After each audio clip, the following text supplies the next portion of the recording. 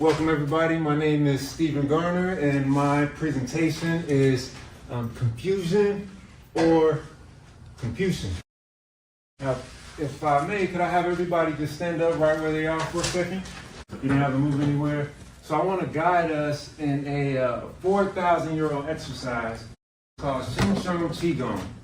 It's standing like a tree, chigong, and it was around during the time of Confucius 2,500 years ago. So if you could imagine you have a balloon, you're holding a balloon in your hands like this. Relax your shoulders. All right, now on your deep breath in, you should raise that balloon up.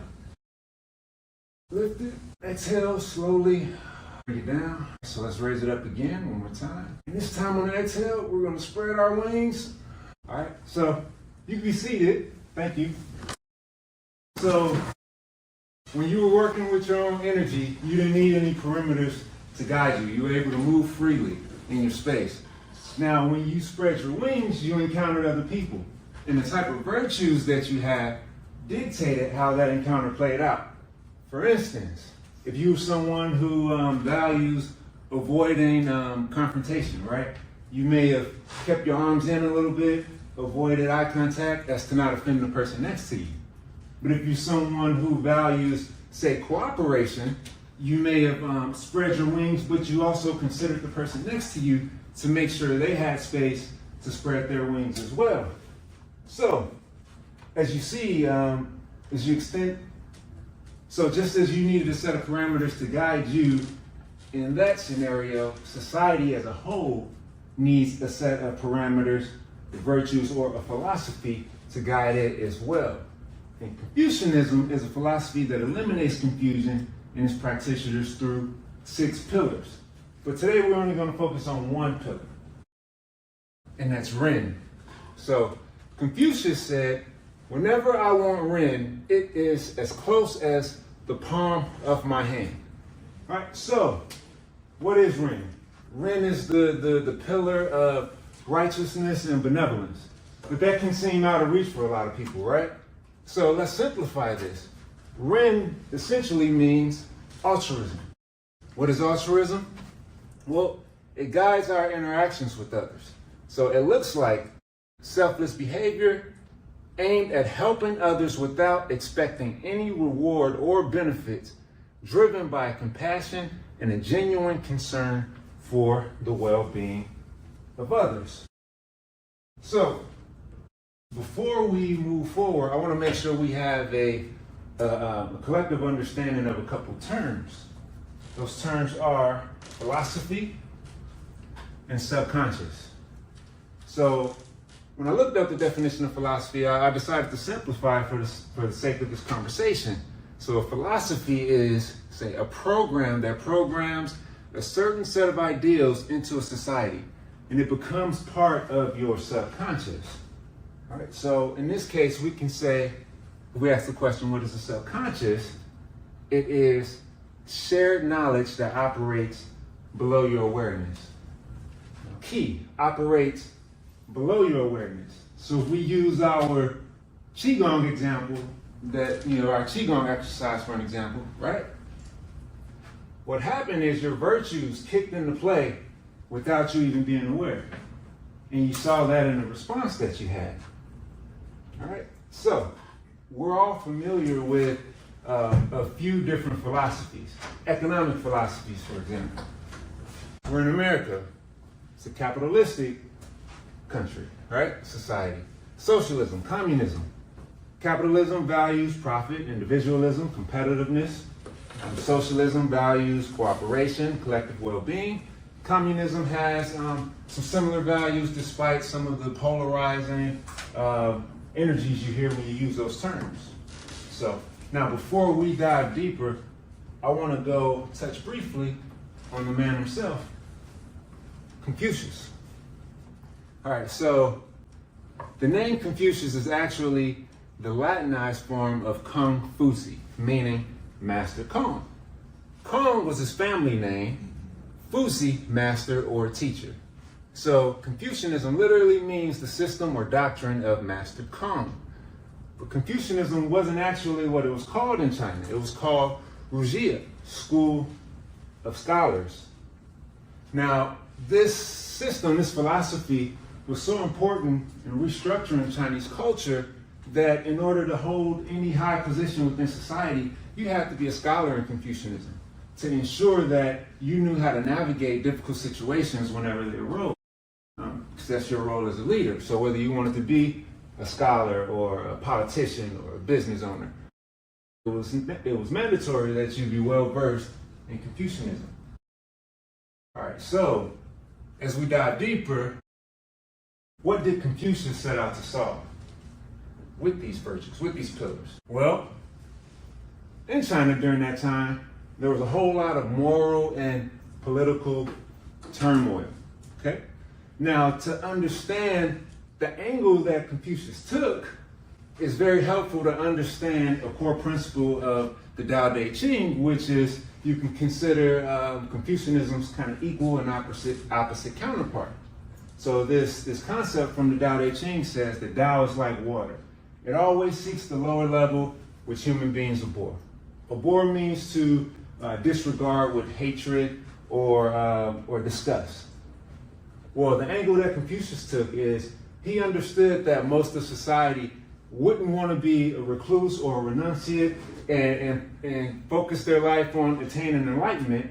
So he devised these 6 pillars in order to help people guide social solidarity while still allowing them to enjoy the pleasures of life. So this whole concept, it kind of reminds me of a quote that I heard from Napoleon Hill once, and it says, "A truly educated person should have the ability to use knowledge effectively without harming others, rather than simply possessing a large amount of information." Does that sound like our world? Does it? Sit with it. You don't have to answer that. So you could say that if we're truly educated, we should be able to accomplish anything that we desire without displacing anybody else. Y'all hear that? I know we're on our paths, but is that how you see your activities planned out? Do they displace anyone else?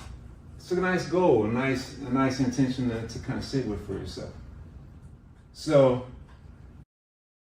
Confucius understood that self-preservation is a deep instinct. It's wired into us, but it often masks itself as something noble.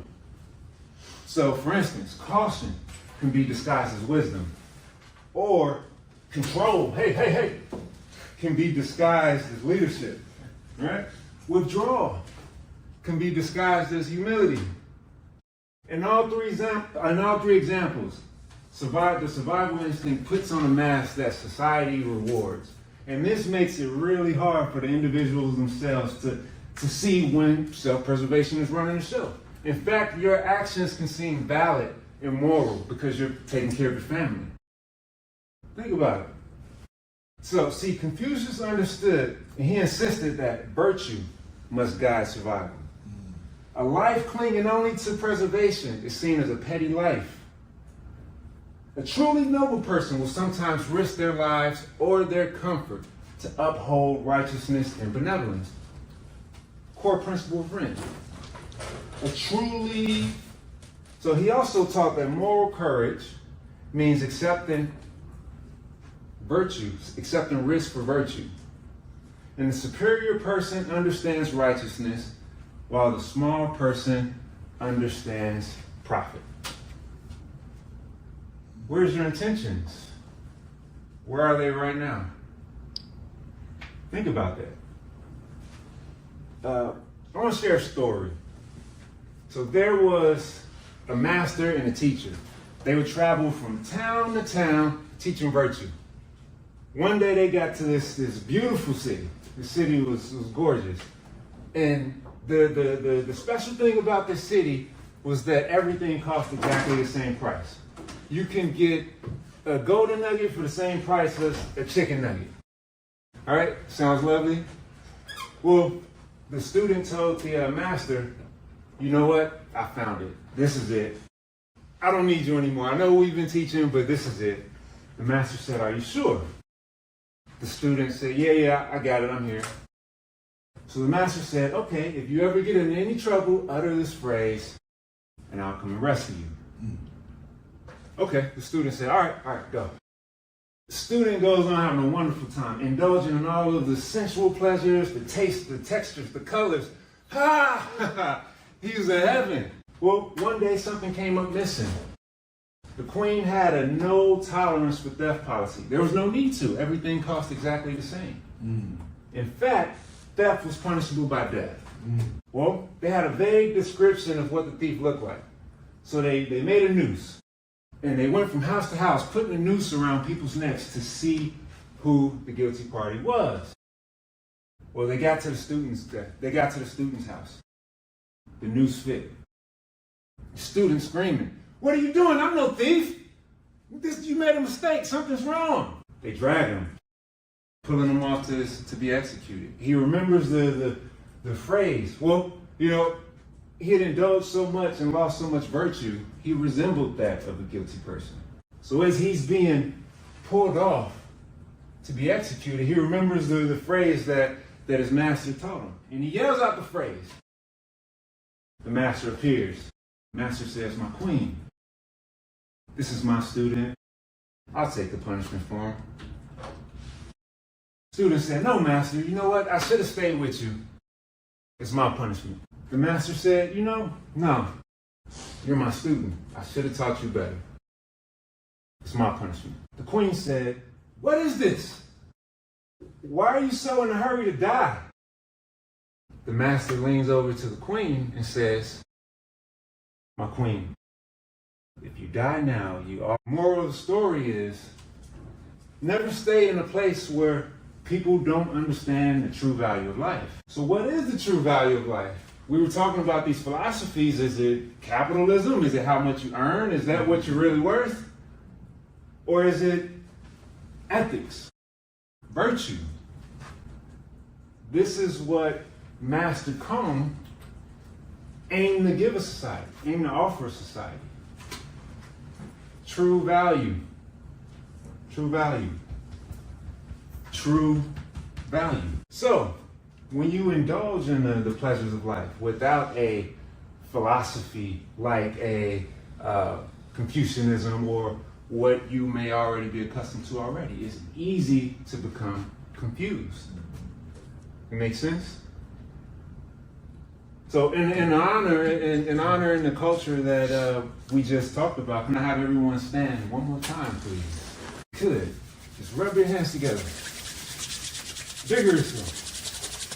I know y'all got energy. Use it. Build it. All right, so let's take that balloon that we had. All right? Now, let's imagine we put love inside of this balloon. Whatever love is to you, put it in that. Place yourself inside of that balloon. Now, place your loved ones, friends and family inside of that balloon. Now place all sentient beings in that balloon. Anything that knows that it's alive, place it in that balloon. Let's offer that balloon back to creation. Lifting it up, up, up. It's a balloon of love, all right? No way. Thank you. Thank you very much.